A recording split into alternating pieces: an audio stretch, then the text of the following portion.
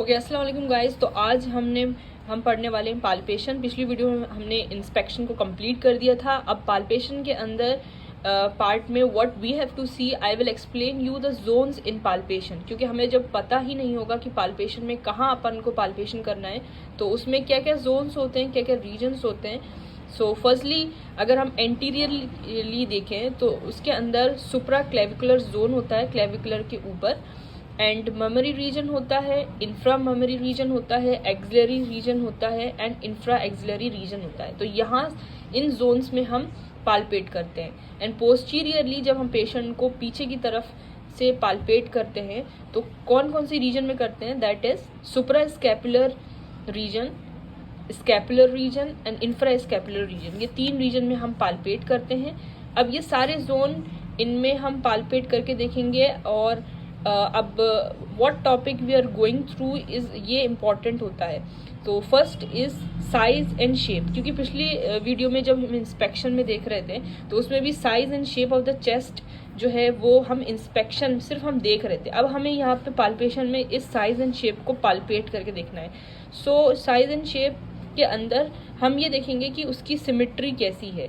ठीक है, जब हमने देख लिया तो उसको हम बिल्कुल एग्जैक्टली उसको जो है कंफर्म करेंगे। तो उसके लिए हम क्या करेंगे, वाया टेप की मदद से, मेजरिंग टेप की मदद से हम उस सब्जेक्ट के एंटीरियरली उसका एंटीरियर डायमीटर लेंगे, पोस्टीरियर डायमीटर लेंगे, ट्रांसफर्स डायमीटर लेंगे एंड सर्कमफेरेंशियल जो है डायमीटर लेंगे। सो इसके अंदर हम क्या करते हैं, उनको बोलते हैं कि आप डीप इंस्पिरेशन लीजिए और फिर उसको मेजरिंग टेप के वाया हम रिकॉर्ड करते हैं।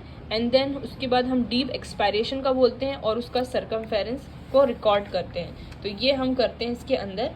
Then second is movement of chest. अब ये चीज़ बहुत ज़्यादा इम्पॉर्टेंट है कि मूवमेंट ऑफ चेस्ट जो है के अंदर, मूवमेंट ऑफ चेस्ट के अंदर जो पॉइंट आ रहे थे that is respiratory rate, rhythm, right type of breathing and expansion of chest. इसके अंदर हम जब मूवमेंट ऑफ चेस्ट देखते हैं तो जैसे जैसे सब्जेक्ट सांस लेता है तो हमें देखना होता है, we have to see if it is equally expanding और नॉट, कि सब्जेक्ट जो है उसके लंग्स इक्वली एक्सपेंड कर रहे हैं या नहीं।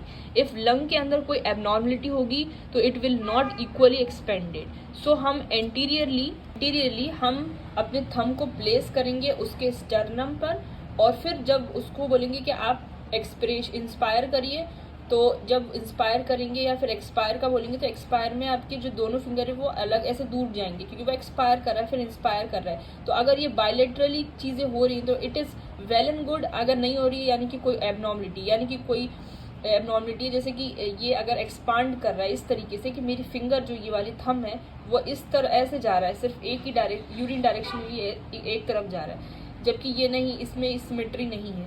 सो बोथ में सिमेट्री होनी चाहिए। जब वो सांस ले, जैसे कि कोई एक्सपायर करता है, सो ऐसे जाना चाहिए, ठीक है, ना कि ऐसे सिर्फ एक तरफ नहीं जाना चाहिए। तो ये हम चेक करेंगे, उसके मूवमेंट ऑफ चेस्ट के अंदर आता है ये पॉइंट। और पोस्टीरियर ये एस्पेक्ट में भी हम यही करेंगे, दोनों थंब को हम देखेंगे कि उसके अंदर सिमेट्री आ रही है नहीं आ रही है। थर्डली हम एपाइकल में क्या करेंगे, एपाइकल में हम ये करेंगे हम उसके जो कंधे हैं उसके ऊपर अपना हाथ रखेंगे और उसके मूवमेंट को चेक करेंगे जब वो एक्सपायर और इंस्पायर करेगा। सो एपाइकल में हमें नोटिस करना है मूवमेंट ऑफ द हैंड के मूवमेंट को नोटिस करना है कि उसके जो हैंड है वो सिमेट्रिकल है या नहीं। सो बेसिकली हम यहाँ पे पूरी को सिमेट्रिकल ही चेक कर रहे हैं, चाहे वो एंटीरियरली हो, पोस्टीरियरली हो, है ना, और एपाइकल हो। तो ये सारे मूवमेंट ऑफ चेस्ट में ये सारी चीज़ें आ जाती हैं। देन फिर उसके बाद हम बात करते हैं position of trachea. Position of trachea जैसे कि आप पिक्चर में देखोगे कि इंडेक्स फिंगर जो है, हम जो है इंडेक्स फिंगर को क्लेविकल के राइट स्टर्नल एंड पे प्लेस करेंगे, एंड जो रिंग फिंगर है उसको लेफ्ट क्लेविकुलर स्टर्नल एंड के पास प्लेस करेंगे, एंड मिडिल फिंगर को हम ट्रेकिया पर प्लेस करेंगे। सो जब हम देखेंगे कि अगर ये चीज़ें बिल्कुल सिमेट्रिकली चीज़ हो रही है, अगर ट्रेकिया जो है बिल्कुल सेंट्रली प्लेस्ड है तो it will be well and good. और अगर ऐसा नहीं है तो क्या होगा कि ये प्रॉब्लमेटिक चीज़ हो जाएगी। तो इसके अंदर जो पोजीशन ऑफ ट्रेकिया है कभी कभी लेफ्ट की तरफ डिस्प्लेस हो जाती है, कभी राइट की तरफ डिस्प्लेस हो जाती है, तो ऐसा भी होता है।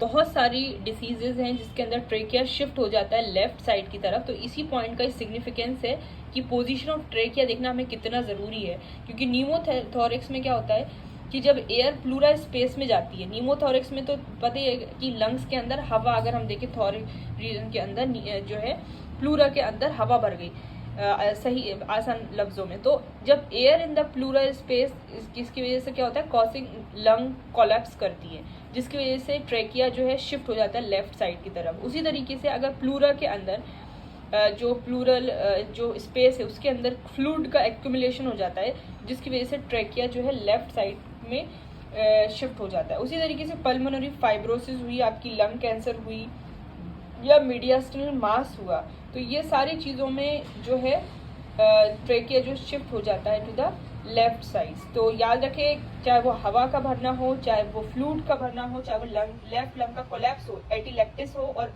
लंग कोलैप्स, तो ये सारी चीज़ों में वो शिफ्ट हो जाता है टू द लेफ्ट साइड। तो ये सारी चीज़ें होती है। इसके पीछे का रीज़न देखें ट्रेकियल शिफ्ट का, तो याद रहे कि जब उसमें एयर का जो है वो हो रहा है, एक्यूमुलेशन हो रहा है, या फिर जो है एयर उसके अंदर न्यूमोथोरैक्स की कंडीशन पैदा होती है, तो उसके अंदर क्या होता है, उसके अंदर इंक्रीज प्रेशर होता है। प्रेशर कहाँ जाता है, लेफ्ट थोरेसिक कैविटी के अंदर बहुत ज्यादा प्रेशर आ जाता है, जिसकी वजह से ट्रैकिया लेफ्ट साइड डेविएट हो जाता है। उसी तरीके से अगर कोई भी वॉल्यूम चेंजेस आती है, जैसे कि अंदर लंग के अंदर फ्लूइड का एक्यूमुलेशन हो जाता है, तो जिसकी वजह से इसका जो मेन पॉइंट है दैट इज वॉल्यूम का अगर चेंज होता है तो ट्रेकिया शिफ्ट हो जाता है। उसी तरीके से मीडियास्टिनल शिफ्ट होता है, यानी कि जब मीडियास्टिनल के स्ट्रक्चर के अंदर डिस्प्लेसमेंट होता है तो उसकी वजह से भी ट्रेकिया शिफ्ट हो जाता है। तो ये इंपॉर्टेंट है, क्लिनिकली सिग्निफिकेंस है इसका, कि जब ट्रेकिया शिफ्ट होता है टू द लेफ्ट तो इसकी वजह से क्या क्या चीजें हमारे अंदर पेश आती है, विच इज रेस्पिरेटरी डिस्ट्रेस होता है, मतलब बहुत ज्यादा जो पेशेंट है, जो सब्जेक्ट है वो कंप्लेन करेगा डिफिकल्टी ब्रेथिंग में। अगर कोई कार्डियोवैस्कुलर इनस्टेबिलिटी तो उसका ब्लड प्रेशर चेंज होगा, कार्डिक आउटपुट चेंज होगा। न्यूरोलॉजिकल कॉम्प्रोमाइज हुआ है तो नर्व और ब्रेन के स्ट्रक्चर के अंदर कंप्रेशन होगा। तो ये सारी चीजें इसके अंदर होती हैं। तो हमें ये पाल्पेशन के अंदर हमने देखा साइज एंड शेप बहुत इजी वे में, कि साइज एंड शेप के अंदर हमने उसका एंटीरियर पोस्टीरियर और सर्कमफ्रेंशियल डायमीटर को मेजर किया वाया मेजरिंग टेप के through. And movement of chest में हमने हैंड की मदद से उसका एंटीरियर पोस्टीरियर और एपाइकल जो चेस्ट ऑफ मूवमेंट है वो चेक करा। और उसके बाद हमने थर्डली उसकी पोजीशन ऑफ ट्रेकिया को चेक करा। तो पोजीशन ऑफ ट्रेकिया को चेक करने के लिए हमने इंडेक्स फिंगर जो क्लेविकल के एक्सटर्नल राइट एक्सटर्नल एंड पर प्लेस करा था, और रिंग फिंगर को हमने लेफ्ट क्लेविकुलर एक्सटर्नल एंड पर प्लेस किया था, और मिडिल फिंगर को हमने ट्रेकिया पर जो है फिक्स किया था। तो उसके मदद तरीके से कि हमने इंडेक्स फिंगर को क्लेविकल के राइट एक्सटर्नल एंड पे जो है प्लेस करा था, जो मिडिल फिंगर है, तो ये जो रिंग फिंगर है उसको हमने लेफ्ट क्लेविकुलर एक्सटर्नल एंड पे प्लेस किया था, जो मिडिल फिंगर है उसको हमने ट्रेकिया पर जो है वो प्लेस किया था। तो जिसकी वजह से हमें ट्रेकिया का जो है कि ये, क्योंकि हमने ऐसा करा कि ये ट्रेकिया जो प्लेस है वो सेंट्रली प्लेस है या फिर डाइवर्ट है, इधर डिस्प्लेस है राइट साइड या लेफ्ट साइड, तो वो चीजें हमने इसके अंदर देखी अंडर पोजीशन ऑफ ट्रेकिया के अंदर। अब हम पोजीशन ऑफ अपेक्स बीट के बारे में बात करते हैं। जैसे कि हमने देखा था कि पोजीशन ऑफ अपेक्स बीट हम हम देखते हैं in the point of inspection के अंदर, लेकिन पाल्पेशन के अंदर हम क्या करते हैं कि जब हम पोजीशन ऑफ अपेक्स बीट बल्कि हम को फील करते हैं। तो इस पॉइंट में तो हम देख रहे थे, लेकिन इसमें हम फील करेंगे। तो कैसे फील करेंगे उसका तरीका पता होना चाहिए कि किस तरीके से हम उसको बताएंगे कि, और क्वेश्चन भी आता है कि अपेक्स बीट जो है वो कहाँ देखते हैं, कैसे देखते हैं, तो ये भी हमें पता होना चाहिए। तो पोजीशन ऑफ जो अपेक्स बीट है वो कई सारे स्टूडेंट्स जो हैं बहुत ज्यादा गलत कर देते हैं, जाके और बस टच कर देते हैं कि हाँ ये अपेक्स बीट है, ना वो ये बताते हैं कि what is the method,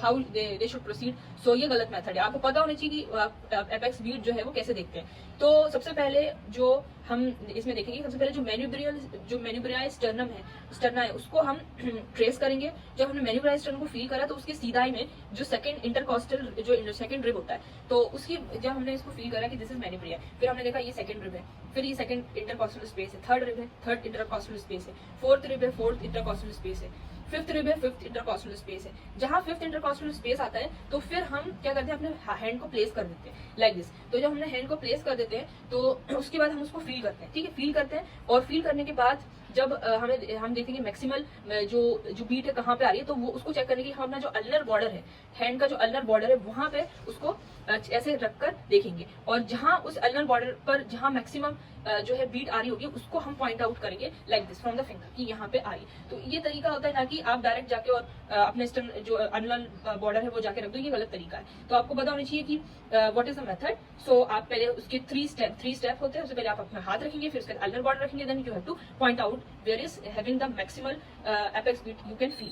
so this is the method in the pulse position of apex. में क्वेश्चन ये आता है कि अपेक्स बीट कैसे देखते हैं, वो मैंने आपको बताया। देन क्वेश्चन ये भी आता है कि कहाँ देखते हैं, आप उसका एग्जैक्ट बताइए। So 1.2 centimetre medial to mid clavicular line पर हम देखेंगे। तो ये चीज आप थोड़ा याद रखें कि कहाँ देखते हैं इसको। इस पॉइंट है कि पल्स रेस्पिरेशन रेशियो क्या होता है। Pulse respiration ratio is very much simple.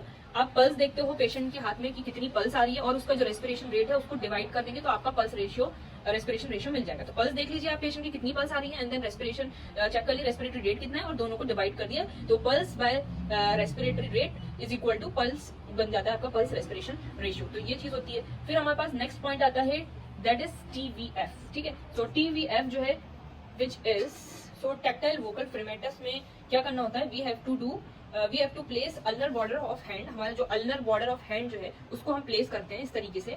जो लंग्स के इंटरकॉस्टल स्पेस होते हैं उसके अंदर हम जो है अपना अल्नर बॉर्डर को जो है प्लेस करते हैं, और सब्जेक्ट से बोलते हैं कि आप जो है कुछ बोलिए। सो जब साउंड प्रोड्यूस होता है जिसकी वजह से जो वाइब्रेशन है वो हमें फील होते हैं हमारे अल्नर बॉर्डर पर। So this is tactile vocal fremitus होता है। और साउंड को हम फिर क्या करते हैं, कंपेयर करते हैं और देखते हैं कि टैक्टाइल जो परसेप्शन और वाइब्रेशन है वो इक्वल होना चाहिए बोथ लंग्स। जैसे कि मेरा ये राइट लंग है, लेफ्ट लंग है, तो दोनों को हमें चेक करना होता है। दोनों के वाइब्रेशन जो है वो बिल्कुल वो होना चाहिए, इक्वल होना चाहिए बोथ साइड्स पर। So act of phonation have to absorb. So मुझे पेशेंट से बोलना है कि आप लोगों को बोलना है कि आप ना रिपीटेडली 1-1 बोलिए, यानी कि आप एक ही स्पीड में बोलिए 1-1-1। देन फिर अब जब नेक्स्ट लंग जो ऑपोजिट साइड पे आप मूव करोगे तो फिर से बोलिए 1। ऐसा नहीं, कुछ बच्चे बहुत गलती करते हैं, वो क्या करते हैं, जैसे कि कोई बोल रहा है तो उनका तरीका ऐसा होता है, वो ऐसे बोलते हैं 1-1-1-1-1। दिस इज नॉट, ये करेक्ट नहीं है।